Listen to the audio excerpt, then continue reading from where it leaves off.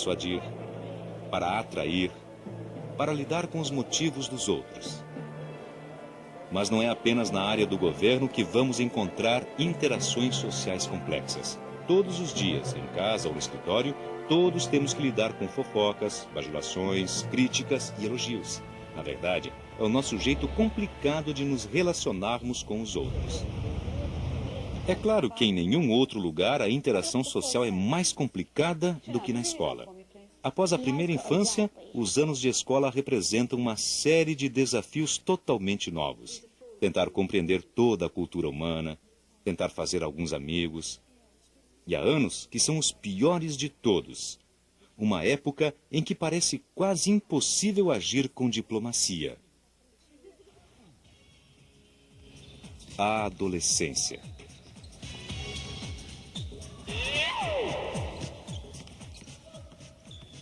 Essa é uma época de mudanças incríveis. Todos passamos por isso, e essa fase pode ser bem tumultuada.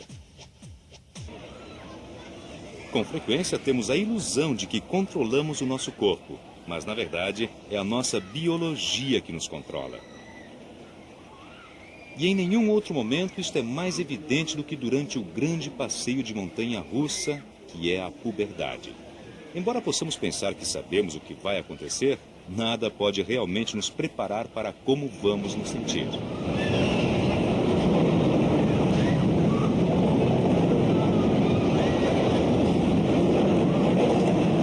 Temos a sensação de que é empolgante e perigoso, e nem mesmo sabemos quanto tempo vai durar. Mas o pior de tudo é exatamente quando você acha que tudo está sob controle e então algo acontece e seu corpo muda de novo.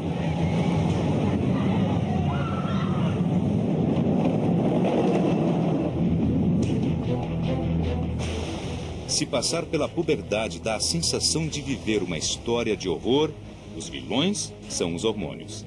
Esses minúsculos mensageiros químicos estão além do nosso controle. De repente, hordas deles começam a circular em nossa corrente sanguínea, ordenando mudanças em nosso corpo. Eles nos dizem para ficarmos prontos para termos filhos. Dizem aos nossos músculos e ossos para ficarem maiores e mais fortes. E fazem surgir pelos nos locais mais inusitados. Por incrível que pareça, os hormônios também vão afetar nossos cérebros. Vão fazer com que pensemos em coisas novas de uma maneira diferente.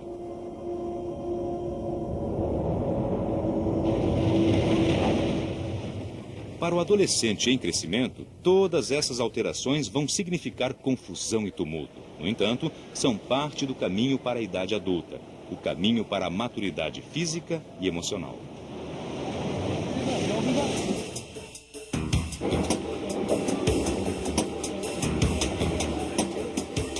Durante esse período crítico de 18 meses, acompanhamos uma jovem à medida que ela passava pelos altos e baixos da adolescência.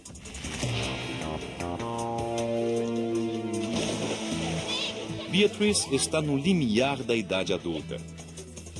Mas há um ano sua aparência era muito diferente. Aqui está ela aos 12 anos. Em termos biológicos, fez tudo o que uma criança devia. Sobreviveu ao momento mais perigoso, seu nascimento. Aprendeu a andar, a falar e a lidar com o complexo mundo social à sua volta. Mas ela está bem consciente do que o futuro lhe reserva. É muito legal, muito. Na adolescência a gente fica mais alta, o quadril fica mais largo e os seios crescem e...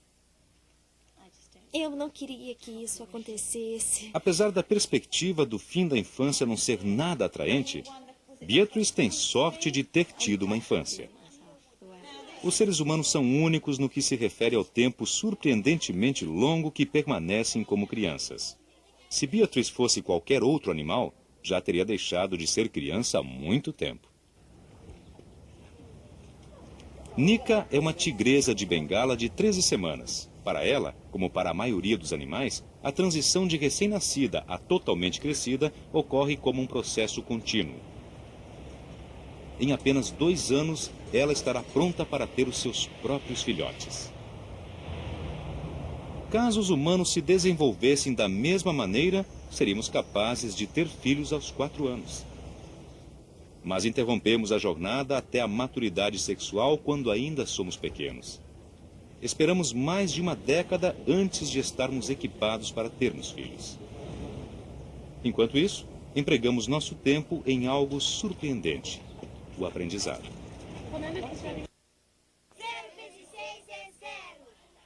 No mundo, para onde quer que você olhe, todas as crianças têm que aprender as habilidades necessárias para a sobrevivência. Não apenas as óbvias, como se fazer entender, mas coisas que não parecem ser aprendidas, como o controle dos nossos corpos.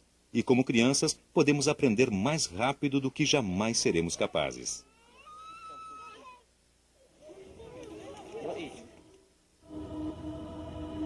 Como já vimos, cada célula cerebral humana está conectada a milhares de outras.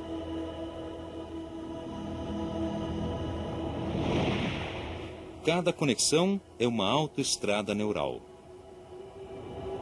Um caminho para um comportamento ou informação gravados no cérebro, adicionando algo mais ao que somos. Enquanto somos crianças, essas conexões ainda estão sendo feitas.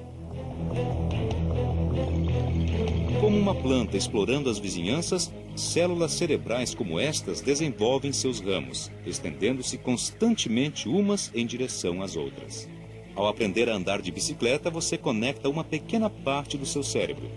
Ao aprender a falar uma palavra ou a agarrar a bola, você faz novas ligações.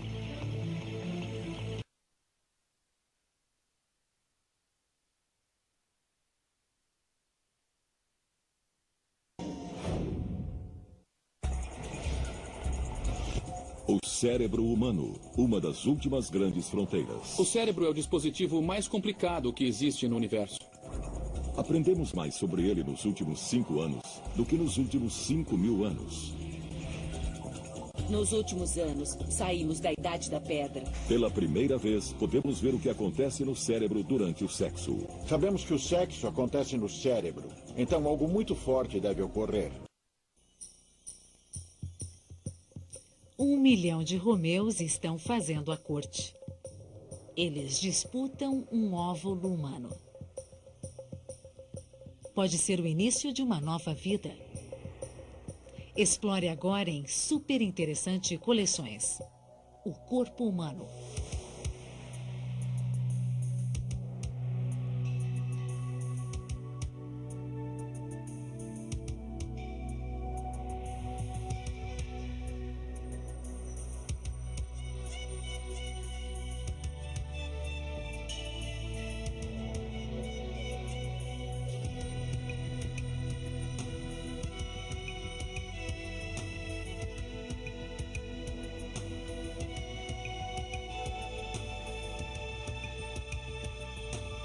O corpo humano. Sexo, a atração vital.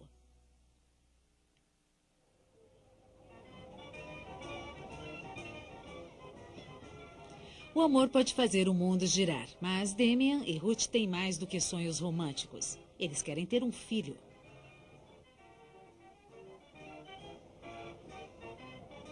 Estes jovens estão respondendo a um profundo estímulo biológico para garantir a sobrevivência da raça humana.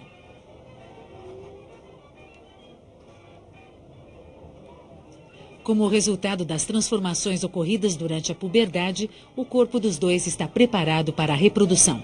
Comparado a outros animais, somos mais tardios quanto ao desenvolvimento sexual. Essa não é a única diferença. Uma mulher tem seios mesmo ponta de uma agulha. Apesar de todas as diferenças, o óvulo e o espermatozoide levam a mesma carga, a informação genética para uma nova pessoa. O propósito do sexo é misturar esses genes e combiná-los de uma nova maneira.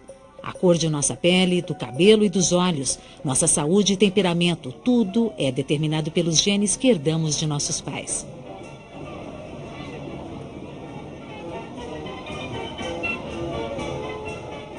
Cada recém-nascido é único. Pela constante mistura do pacote genético, a evolução assegura que a espécie humana continuará mudando. A capacidade de reprodução começa na puberdade.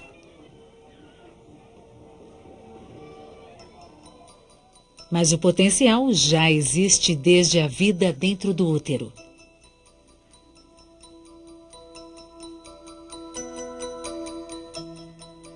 Uma mulher nasce com um estoque grande de óvulos. Este feto feminino de 5 meses já tem 7 milhões de óvulos aninhados em seus imaturos ovários. Na puberdade, restam apenas 300 mil.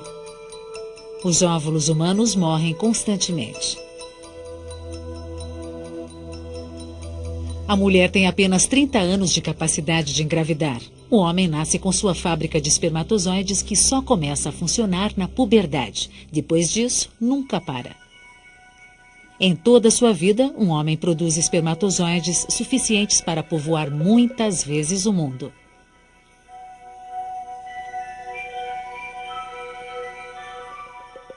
Para alcançar seu destino, o espermatozoide faz uma perigosa viagem, na qual milhões morrerão e a chance de sucesso para cada um vai contra todas as probabilidades. A concepção é um jogo de azar. Os corpos encenam o ato sexual para permitir a união do óvulo e do espermatozoide. Um casal que deseja um filho, como Damian e Ruth, tem cada mês uma chance de mais ou menos 1 em 4.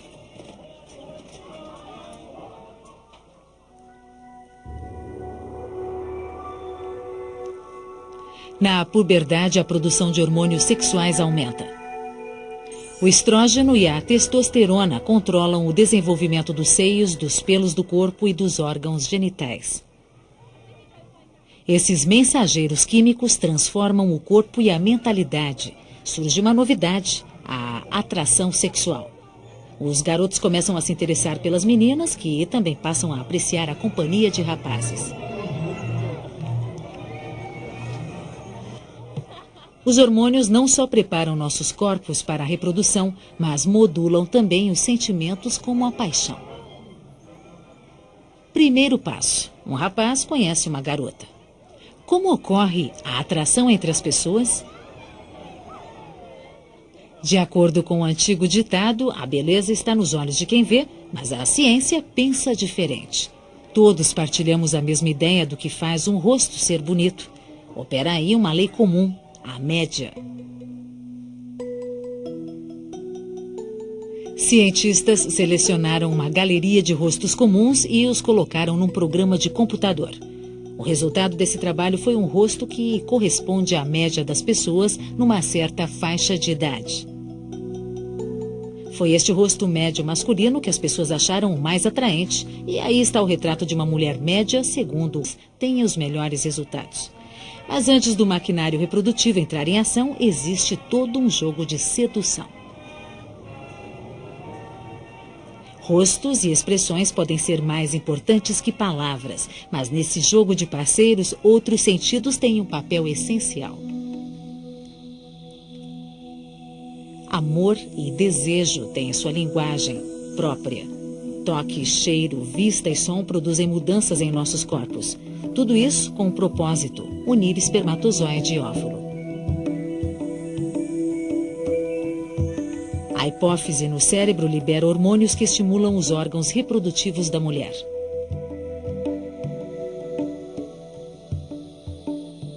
Aqui está, próximo ao útero, pouco mais largo que uma pera, o alvo dos hormônios, um ovário. Em primeiro plano, a tuba uterina. Está montada a cena para a criação de um novo ser. O ovário contém centenas de milhares de óvulos. Eles permanecem dormentes até que, uma vez por mês, um sinal hormonal amadureça um deles. O óvulo pode esperar 40 anos para fazer sua estreia, desde a época em que a própria mulher estava no útero. Enquanto o óvulo está seguro no interior da mulher, a fábrica de espermatozoides está no mundo exterior. É um lugar perigoso, mas os testículos devem ficar frios. Os espermatozoides só podem ser produzidos numa temperatura de aproximadamente 1 grau abaixo da do corpo. Dentro dos testículos há centenas de metros de tubos, a fábrica dos espermatozoides. O aglomerado de caudas nesta seção é de espermatozoides maduros, esperando serem liberados. Em torno das paredes estão as células germinativas que se transformarão em espermatozoides. O processo completo leva cerca de 10 semanas. Os espermatozoides são produzidos a uma média de 1000 por segundo. Mais de 100 milhões são criados a cada dia.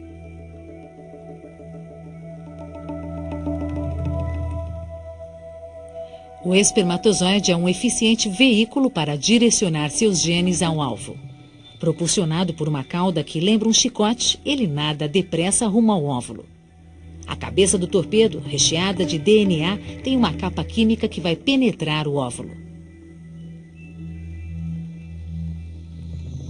O DNA é uma dupla hélice enrolada que contém o código genético, o roteiro para desenvolver um novo ser.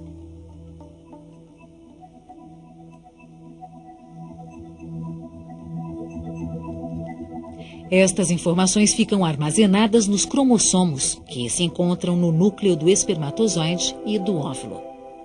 As células que se tornam óvulos e espermatozoides nascem com 46 cromossomos, como todas as outras células do corpo humano. Essas células são divididas por um processo especial e passam a ter 23 cromossomos. Antes de se dividirem, passam por um processo de mistura, trocando informações genéticas para produzir uma única e nova combinação. Essa mistura garante a variedade da espécie humana.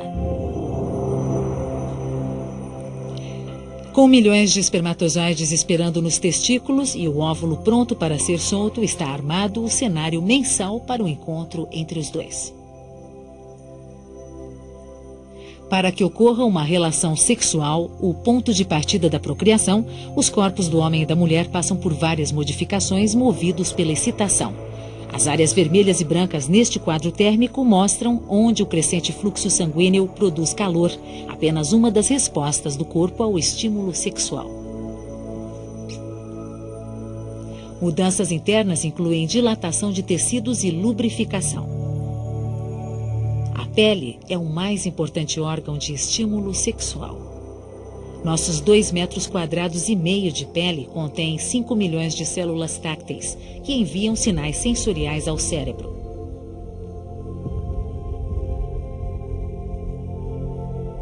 Espalhadas por toda a superfície, existem áreas de especial sensitividade, as chamadas zonas erógenas, que incluem os lábios, os seios e os órgãos genitais. O fluxo sanguíneo aumenta e o coração trabalha mais rápido, enquanto respiramos profundamente para obter mais oxigênio. Mais sangue flui para o pênis, enchendo os corpos cavernosos e esponjosos, o que provoca a ereção.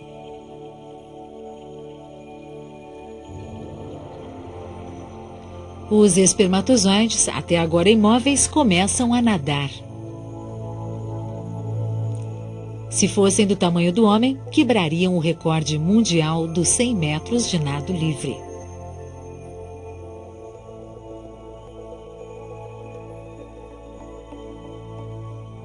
Na ejaculação, fazem uma maratona, o equivalente a um homem. Outros abrigam-se, escondem-se e preparam outra saída em poucas horas.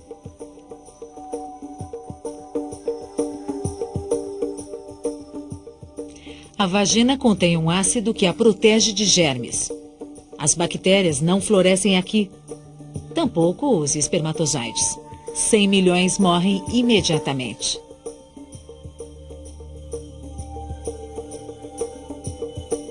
A sobrevivência dos espermatozoides depende de sua força e potência ao nadar. A ejaculação os trouxe até aqui. Agora, eles estão por sua própria conta. Comparado com outros animais, o macho humano é pobre na produção de espermatozoides. Apesar do tamanho dos testículos, ele produz a mesma quantidade de espermatozoides de um hamster. Mais da metade deles pode ser anormal. Eis aí um espermatozoide de cabeça deformada. Outros possuem 2 caudas. Estranhamente, é uma desvantagem. Outros não possuem cabeça. A saúde do espermatozoide é vital, mas nenhum pode cumprir sua missão se não houver um óvulo à espera.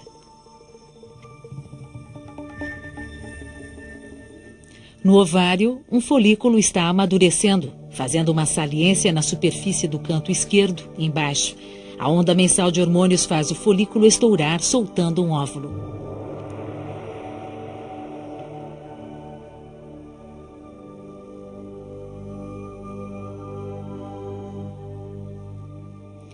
As fímbrias e os cílios no interior da tuba uterina funcionam como delicadas mãos que ajudam a empurrar o óvulo em direção ao útero.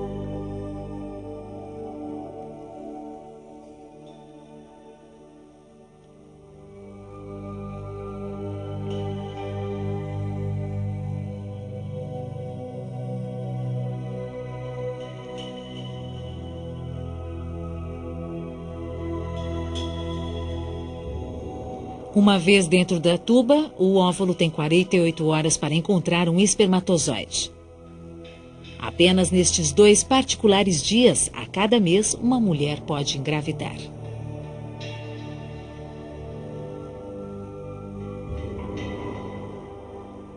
Ao contrário do espermatozoide, o óvulo não se move sozinho e, por isso, depende da ajuda dos cílios da tuba uterina.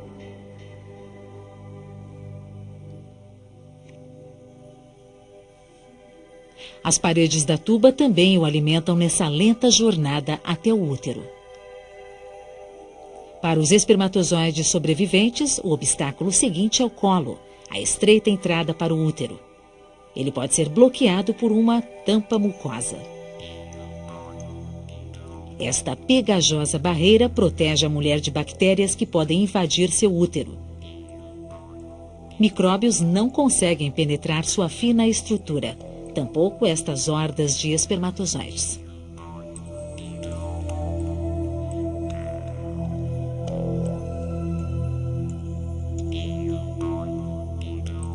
Sob o microscópio, o muco parece entrelaçado e intransponível, mas 2 dias por mês a estrutura se transforma em uma ampla malha esburacada, através da qual os espermatozoides mais decididos podem deslizar.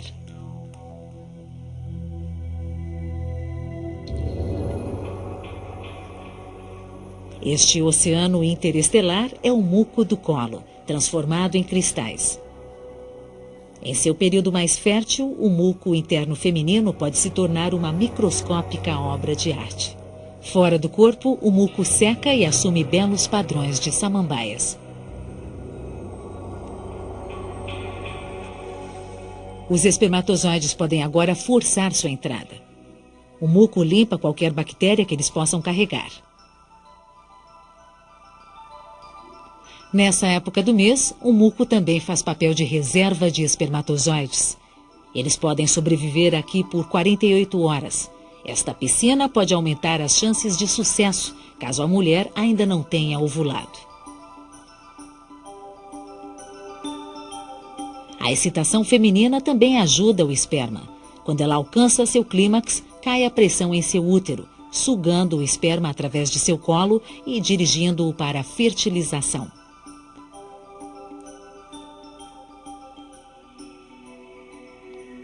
E há uma boa razão para este impulso. O óvulo pode ter apenas poucas horas de vida. Dentro do útero, os sobreviventes formam um grupo subindo contra a gravidade.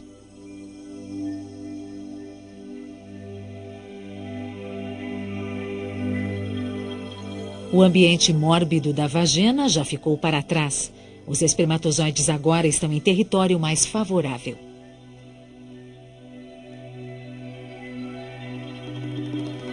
A parede do útero produz nutrientes, preparando-se para receber um óvulo fertilizado. Isso também ajuda os espermatozoides enquanto descansam no útero. Agora eles alcançaram a barreira final, a entrada para as tubas uterinas. Menos de 1% chega até aqui.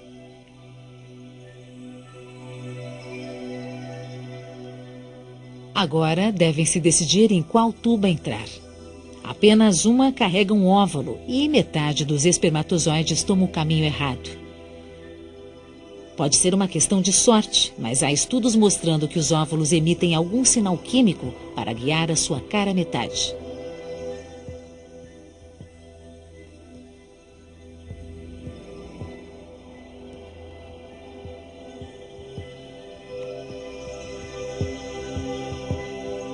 As pulsantes paredes do corpo feminino ajudam os espermatozoides em sua corrida final.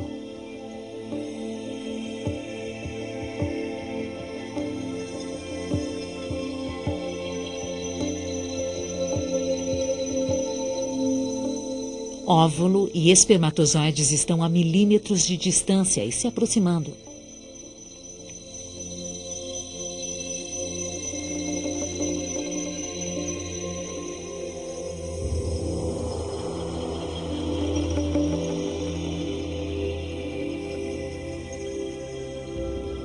Apenas uma centena de espermatozoides chega ao óvulo.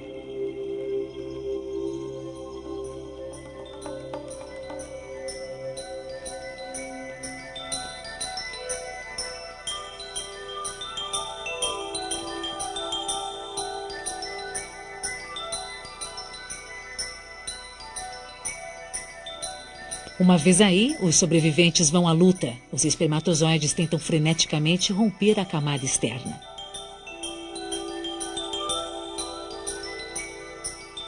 Eles empurram e atacam o óvulo, mas só um conseguirá entrar. Nessa maratona, não há segundo colocado.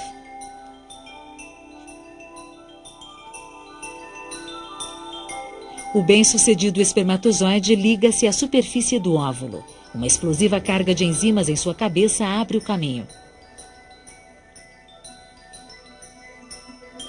Esta onda de cor marca o momento. É um sinal químico atravessando o óvulo. Imediatamente, a parede do óvulo endurece, evitando a entrada de outro espermatozoide. Após algumas horas de fertilização, os cromossomos começam a se parear, 23 vindo da mãe e outros 23 do pai. Juntos formam uma célula humana de 46 cromossomos. A combinação dos genes é nova e única.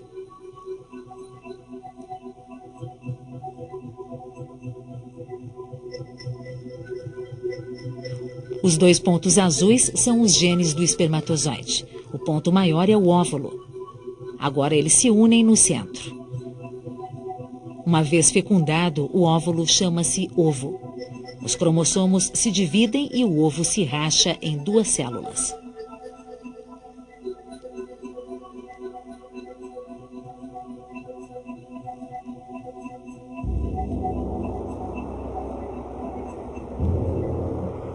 Após algumas horas, cada um se divide novamente, formando então 4, 8, 16 células. As primeiras entre as milhões de divisões que formarão o feto. Nesse estágio, as células continuam menores do que a ponta de um alfinete. Mas o sucesso ainda não está garantido. Metade de todos os óvulos fertilizados não alcançam o útero. Perdem-se com o ciclo menstrual. Se tudo correr bem, no 7º dia o embrião já estará crescendo no interior do útero. Começa uma nova vida.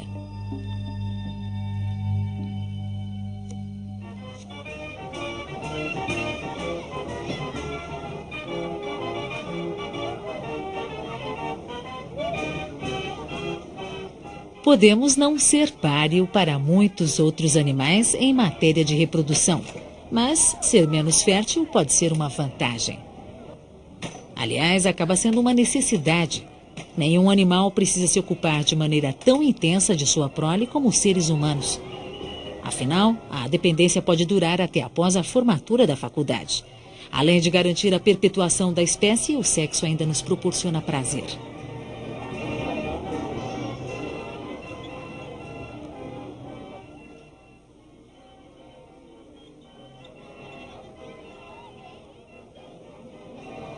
Por mais desmistificada que seja a união do homem com a mulher, quando dela resultar uma nova vida, não deixa de ser um pequeno milagre.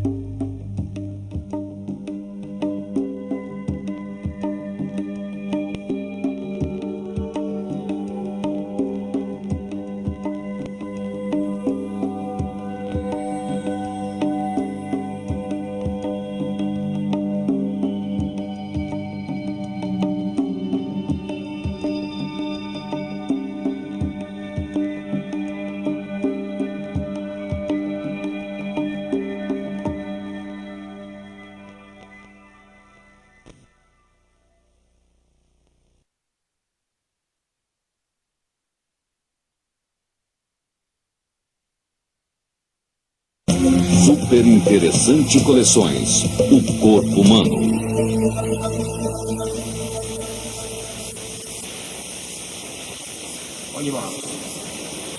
Você tem dentro do seu corpo uma máquina prodigiosa. 13 vezes por minuto, 24 horas por dia, ela capta oxigênio do ar e entrega ao sangue, que transporta esse gás vital para cada uma das 60 trilhões de células que existem no seu corpo.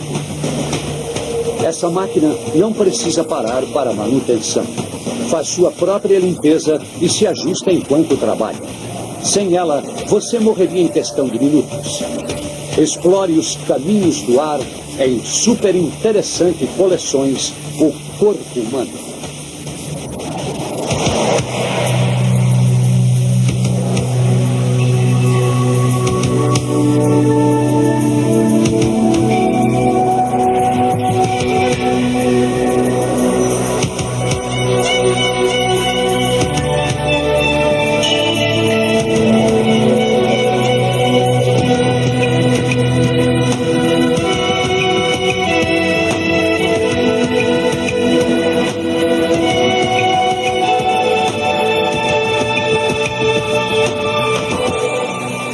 Corpo humano, respiração, os caminhos do ar.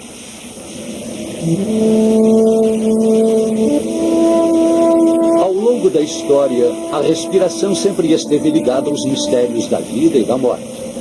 O ar que você respira é tão importante quanto a comida ou a água, mas é totalmente invisível. Você só pensa na respiração quando ela se torna mais difícil. Sem a quantidade suficiente de oxigênio, o seu corpo deixa de produzir energia e você desmaia, ou pode até morrer.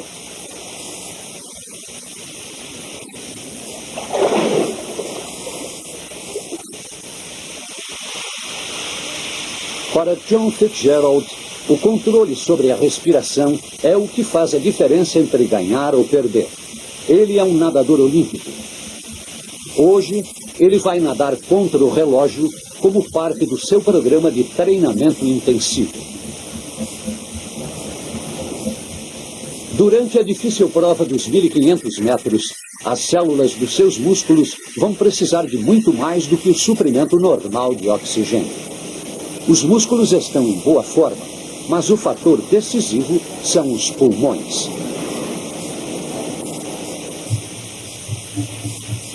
Os pulmões são um milagre da evolução.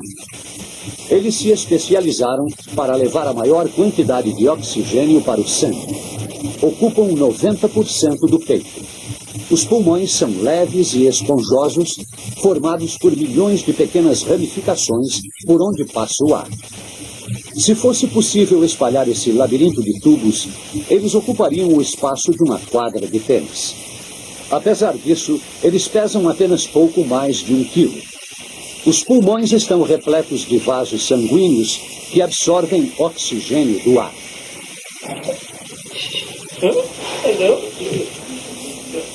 Sem saber, este bebê acaba de colocar em funcionamento a sua admirável máquina de respiração. Ele vai respirar mais de 400 milhões de vezes durante sua vida.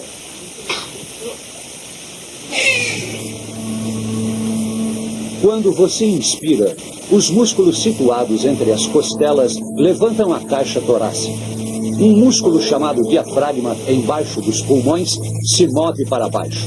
Juntos, esses dois movimentos permitem a entrada de ar nos pulmões, que então se inflam como uma bexiga.